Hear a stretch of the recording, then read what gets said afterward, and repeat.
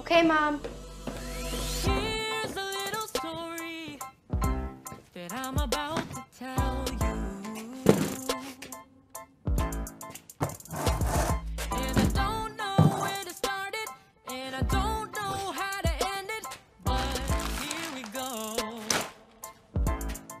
My head's spinning round and round the room. I really don't know what to do, but I want you to notice me back. What if you like me? I want you to see you're my one in a million. My whole world just wants to be with you. Need or is it?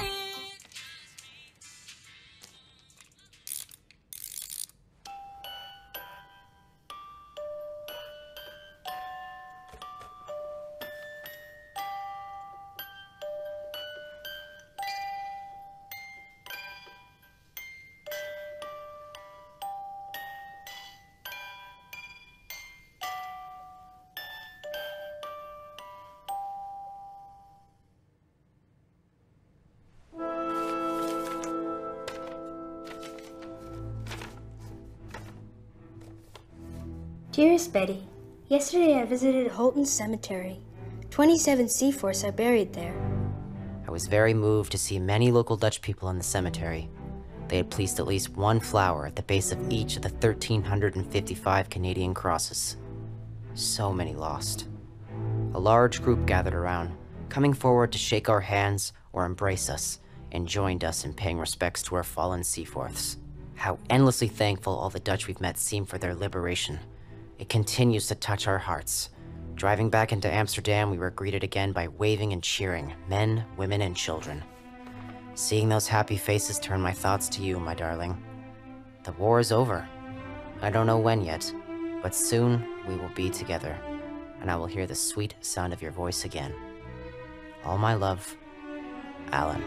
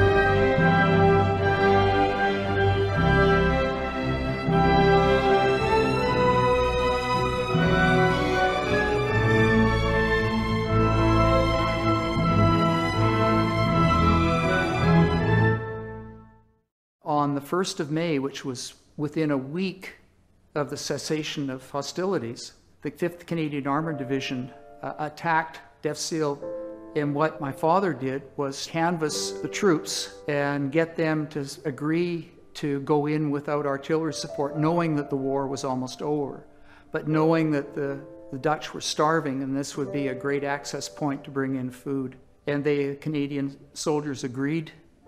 They went in and captured Defseal with considerable number of casualties. When I got to Defseal and saw the monuments to the Canadians, that was, I think, the most touching part of my pilgrimage back to Holland. I went one day to one of the large cemeteries, and that was the most moving sight, to see these endless rows of graves with the names of Canadian soldiers, and these young boys were 22 to 25-year-old. And to think that they had come to liberate us, it was an unbelievable moment of recognition, of gratitude. I guess it'd be about 10 years ago now. I went there and they asked me to speak about the Canadians liberating the camp. After I finished speaking, this Dutchman rushed over and clasped me and kissed me on each cheek, and he was crying. And he said he was 4 years old when he and his father and his mother were put into that camp, and we saved their lives. In Holland, you celebrate May the 5th. But before May the 5th, it's May the 4th in the evening, 8 o'clock. That is the remembrance of people that died during the war. There's 2 minutes silence, because there's no Remembrance Day in Holland, because Holland was a neutral in the World War I, so we never had November the 11th. So that became our Remembrance Day, and then May the 5th was Liberation Day. And that was something else, I tell you. The people in Holland, I have to tell you, appreciated the simple fact that we Canadians were there to liberate tyranny, pain, hunger, suffering.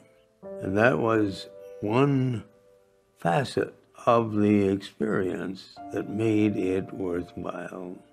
And it wasn't a token, it was more.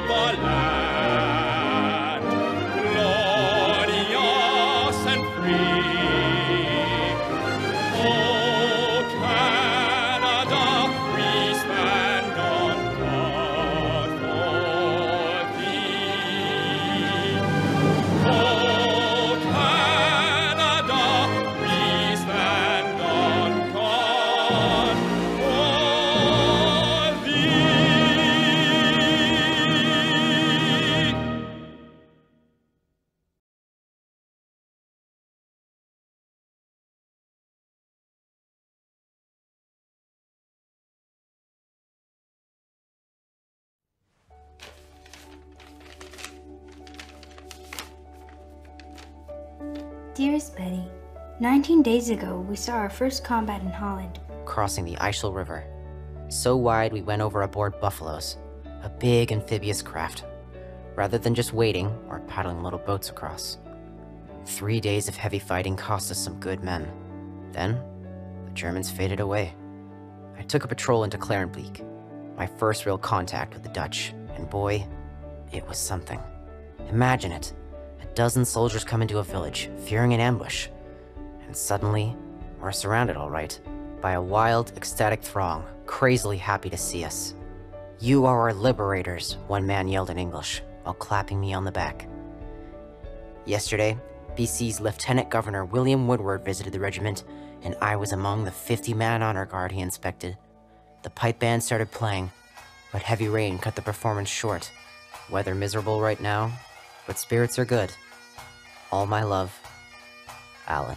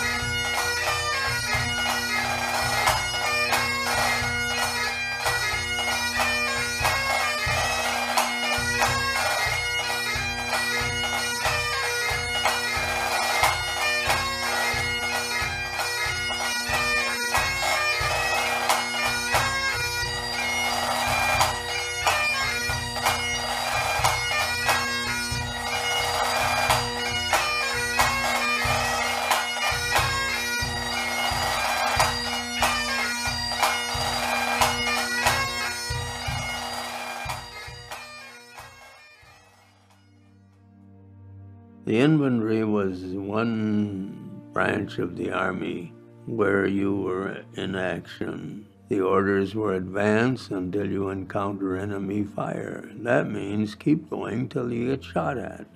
In a place called Hudi in Germany, we got caught in a crossfire, and there was barbed wire in front. You tried to get under the barbed wire, which I did, and the steel helmet got caught in the barbed wire, and that means you're a target for a sniper.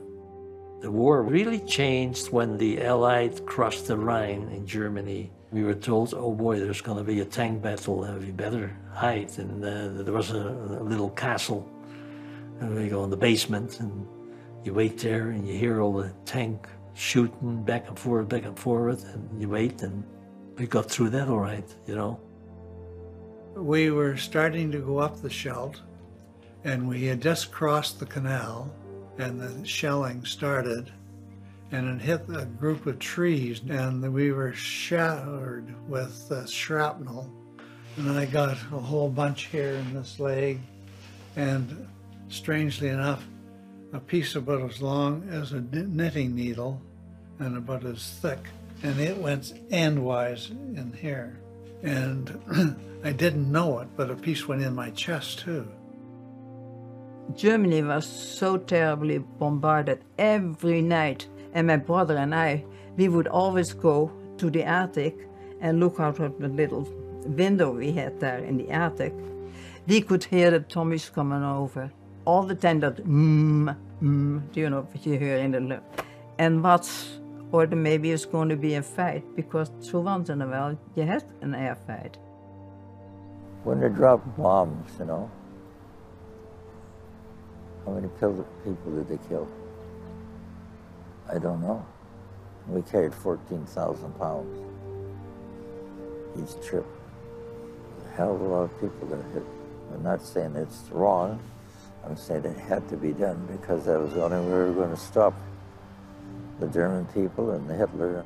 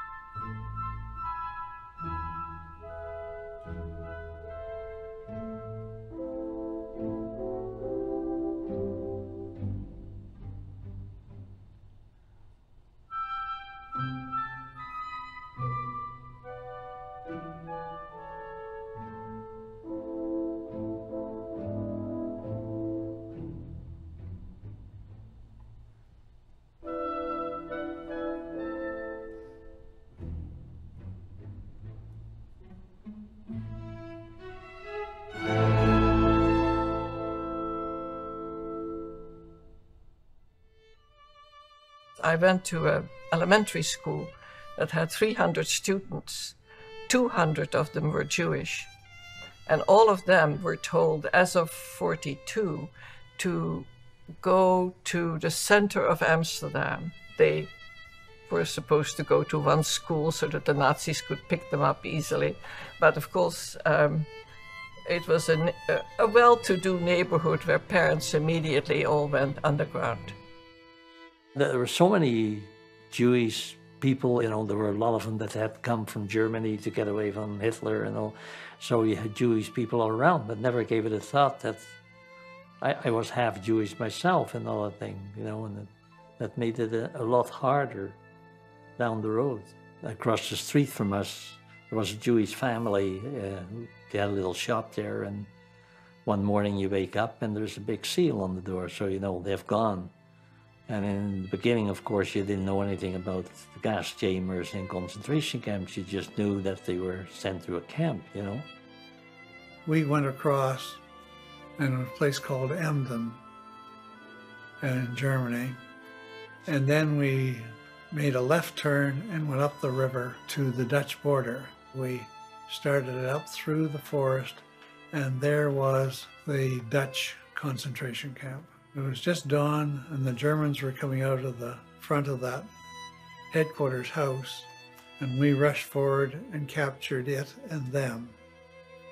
The Germans inside the house saw what was happening, and they ran away out the back of the door, and we heard vehicles start up, and they disappeared into the distance. We had liberated Camp Westerbork.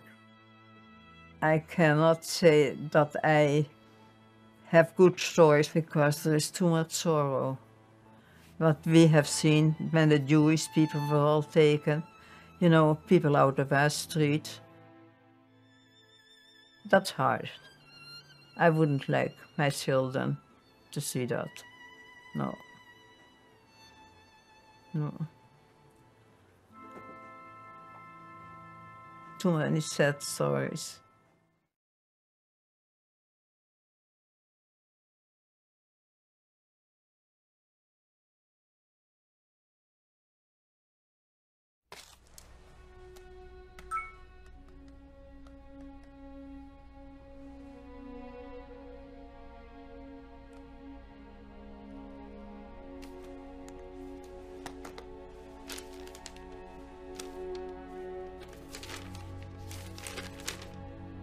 Dearest Betty, we are no longer moving, so writing is easier.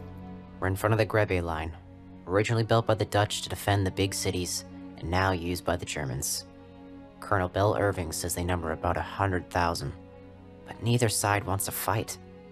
Rumor mill reports secret negotiations to convince the Germans here to surrender. The situation is a bit eerie, reminiscent of the last months in Italy, where we spent winter with the Germans across the Senio River from us. There, we're just yards apart. Here, a couple miles separate us. A few woods and lots of farmland. We patrolled out there, and the Germans did the same. But mostly, we kept out of each other's way. There's a feeling this is going to end soon. We all want to go home, and I want nothing more than to come back to you, my darling. All my love, Alan.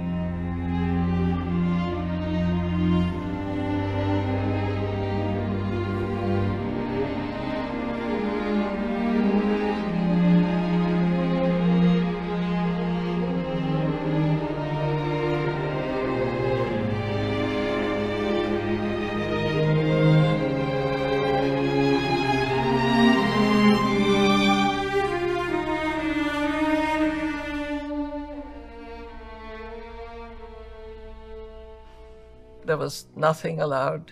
Only the musicians who were willing to sign on to being a member of the Kulturkammer, so that they were, in a sense, saying that they agreed with the Nazis. So, so there was really no official concert, only things that the Nazis put on. So, and I started piano lessons. My friend and I decided to cheer up our parents at the end of maybe 2 years of lessons and give a little concert. And afterwards, of course, we laughed because it must have been excruciating to listen to, but at least that was our contribution to a little levity.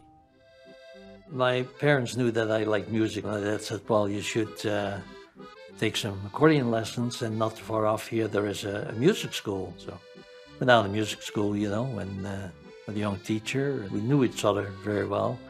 And then there was a concert in downtown The Hague, and he says to myself and quite a few of the other pupils, you know, you should go and see real professionals. Well, I was supposed to see him about 2 days later, and there was a big lock on the door there. And I found later out from the secretary that he had never show up again after, so he was probably sent to Germany as a slave labor. That's why men that were not Jewish landed up, including later on my brother, you know. So in February, we started an attack through the Reichswald forest between Holland and Germany, going to the town of Cleve. We started up through the Reichswald forest, and we were singing, going to hang out the washing on the Siegfried line as we were going through there. And we got along a little further, and there's a pair of dirty underwear. And it was the washing on the old Siegfried line. And we sang it all the way into Cleve. If that Siegfried line still there.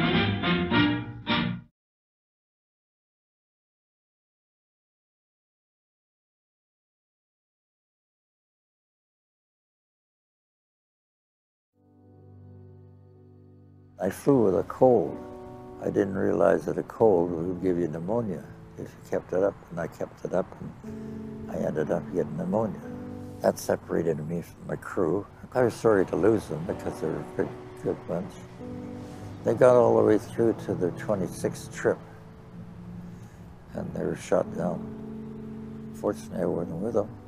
The only person that got out of it was the bomb aimer, and he's up in the nose, and he had a hatch right there, and all the window was on fire. They dumped it out, and he got out, only one.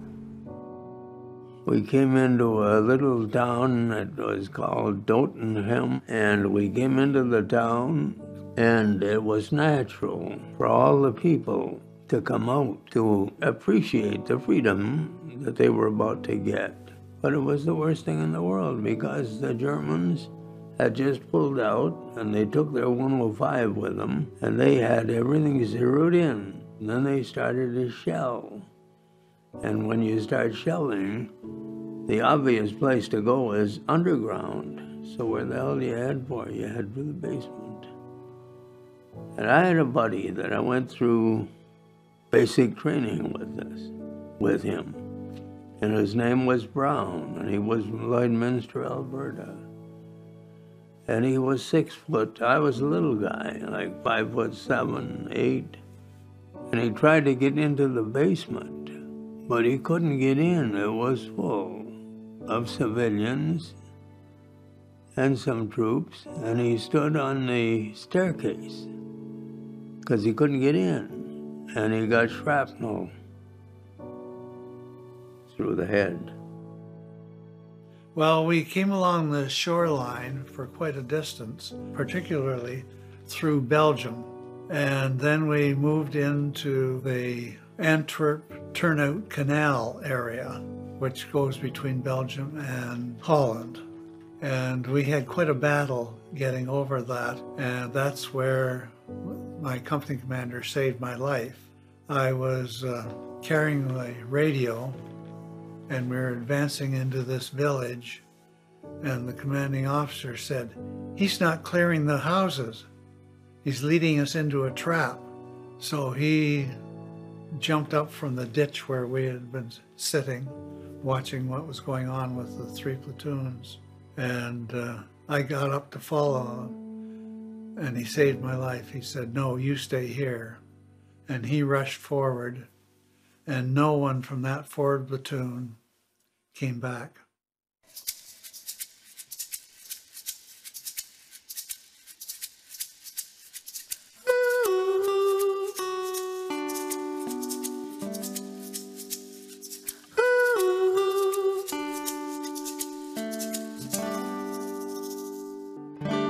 You say you can't sleep at night. It makes me wanna be there to tuck you in tight. Make light of something not so light. 'Cause you're too mad to care and too tired to fight.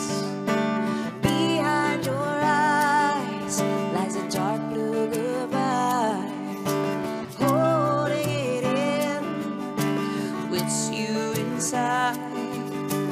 Uncoat your armor and tear down the walls. You're just another wounded soldier trying not to fall. Another wounded soldier trying not to fall. Falling into my arms, falling. I know where you've been. Then you see love lives inside the enemy. Do you see more of who you thought you could be? Please share your Purple Heart stories with me. Falling in love is the greatest act of bravery. Behind your eyes lies a dark blue goodbye. Holding it in just wilts you inside. Uncoat your armor and tear down the walls. You're just another wounded soldier trying not to fall. Another wounded soldier trying not to fall. Falling into my arms, falling.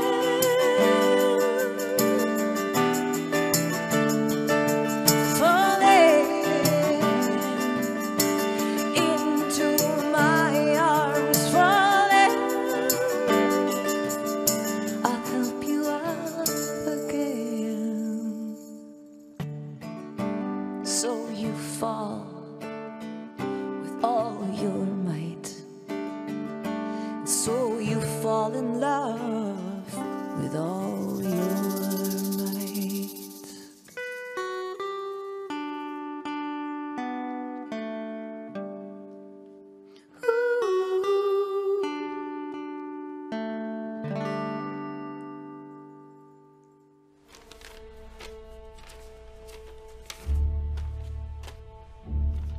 Dearest Betty, remarkable events today, my love.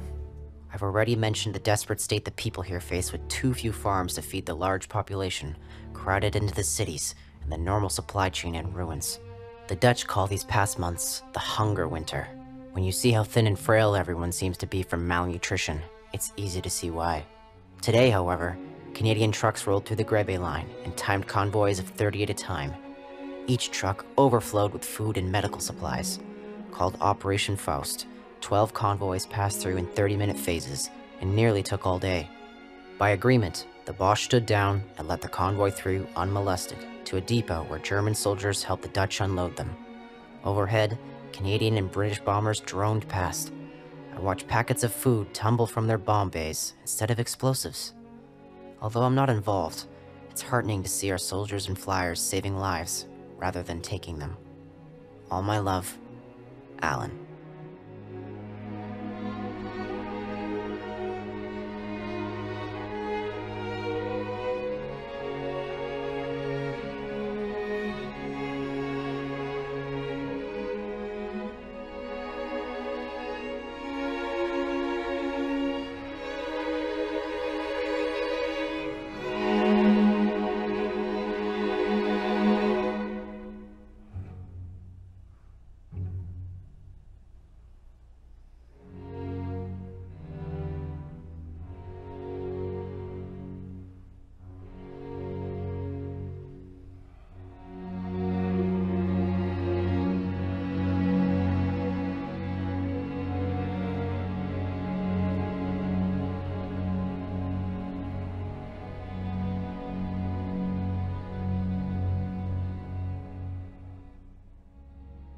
So when you see people that are starving, that have no source of sustenance, even to the point of where they eat tulip bulbs,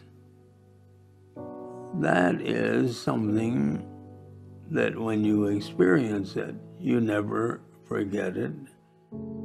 I was fortunate that I was on the farm, but I had seen before I left The Hague that you know, it was terrible. You're hungry all day.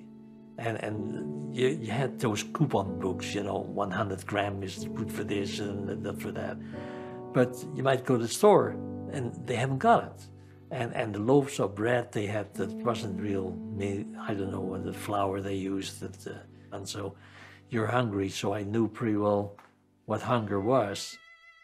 There was the little harbor in the center of town, and we started to clear the Dutch houses that were facing the harbor. And after we had finished that, we went further through town and we came out on the road that leads into Germany, and we stopped there, and there is a town square there. And in that town square, there is a dead horse lying in one corner of it.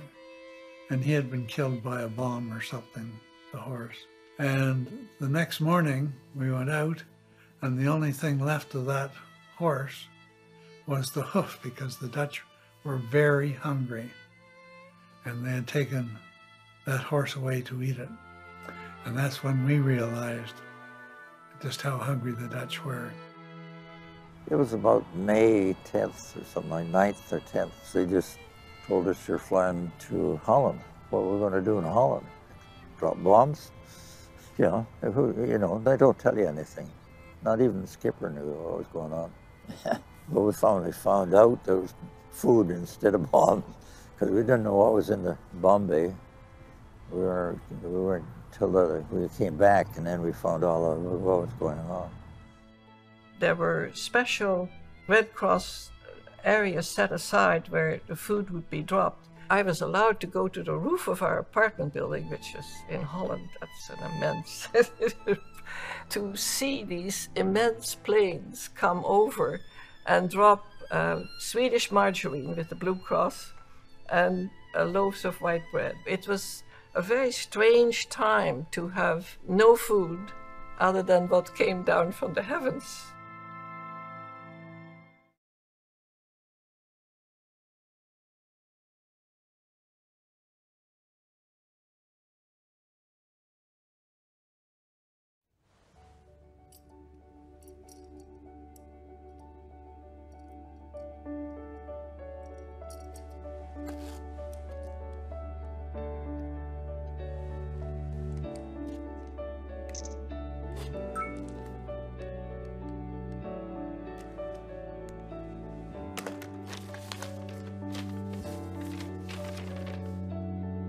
Dearest Betty, today we liberated Amsterdam. Oh, not a shot was fired. Instead, we Seaforth just rolled in. About 1,000 of us, and the city's entire 800,000 people were waiting. For 4 miles, thousands upon thousands lined the streets. Flowers, roses, tulips showered us. Children, women, old men, all clambered onto our vehicles until no canvas or metal showed. An old lady handed me a bouquet of flowers. "Thank God at last you've come," she sobbed. That's when I saw how thin she was. And they started to talk, pouring out a story of anguish and suffering, terrible food shortages, half a loaf of bread and a pound of potatoes for a week. Thousands have died. As we crept through the surging crowds, by the hundreds, they spontaneously sang the Dutch national anthem. Here and there, people broke out instruments, but mostly it was just voices. Glorious, free, war over. All my love, Alan.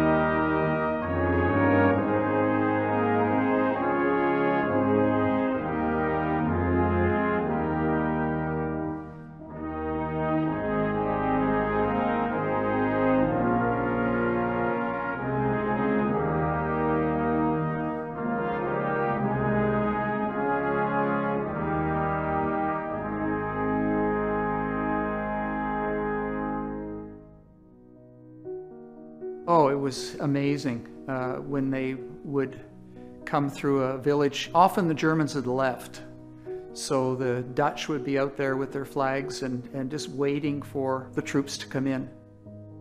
The night before the Canadians came in, the Germans were so busy. They were burning things, papers burning and everything. There were all everywhere little fires, and the Germans disappeared. So the next morning, we were all wild. We were right away on the street, and we wanted to be on the corner where the guys came. So that truck came through, and just climbed on the truck. I don't know how I got the thing in my hand, but I didn't even know they took that picture. That happened every town you went into. So it wasn't as if the mayor was there to greet you as a visitor. It was the people themselves that had the emotion, and they had the ability to express that emotion after they had suffered for so long under the German occupation. The streets were lined and lined with people, and the soldiers just couldn't believe the incredible reception that they got. So they threw chocolates and gum and whatever, you know, they had to everybody. And everything was a treat because we hadn't seen anything. It was really a moment that you never forget. After the war ended, there were lots of parades. We had a parade in town as thank you to the Dutch people for looking after us. We were in Dutch houses there, and the Dutch all were out there wiping their tears away. The first night that the troops had moved in, I was leaning out the window of my little room and I heard music, you know.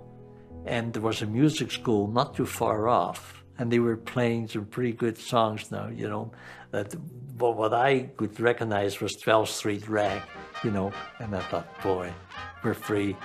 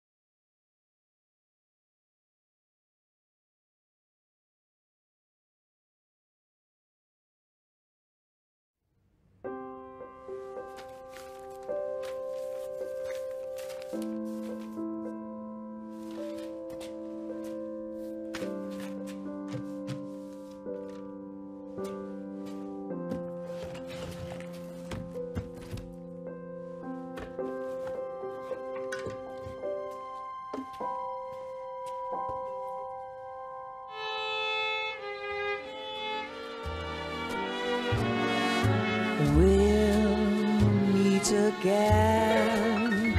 Don't know where, don't know when, but I'm sure we'll meet again some sunny day. Keep smiling through, just like you always do. Till the blue skies drive the dark clouds far away. So will you please say hello to the folks that I know? Tell them I won't be long. They'll be happy to know that as you saw me go, I was singing this song. We'll meet again. Don't know where, don't know when, but I know we'll meet again some sunny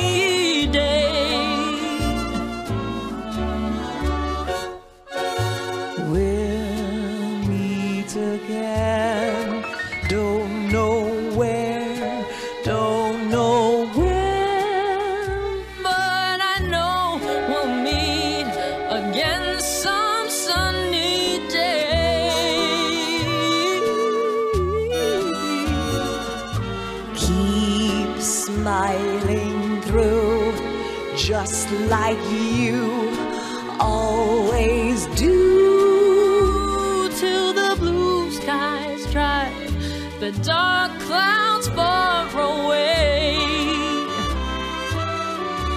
So will you please say hello to the folks that I know? Tell them I won't be long.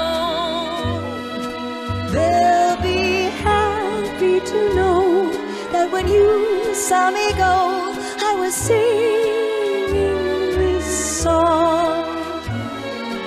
We'll meet again, don't know